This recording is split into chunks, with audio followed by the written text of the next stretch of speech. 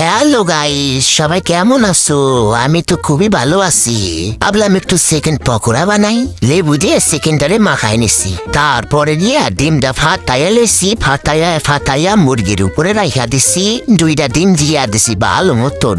ঠান্ডা তো ভালোই পড়ছে, তা একটু খাবে আর মন চাইলো। তারপরে গিয়ে লবণ খান সিটাইয়া দিয়ে হলুদ দিলাম। আর কি আছে, আদা পেস্ট, রসুন পেস্ট, কাঁচা লঙ্কা বাটা, লঙ্কার গুঁড়ি দিয়া ভালো মতন ভিনিগার দিয়া সটকাইয়া মুরগির ভেতা বানাইয়া দিব আজকে।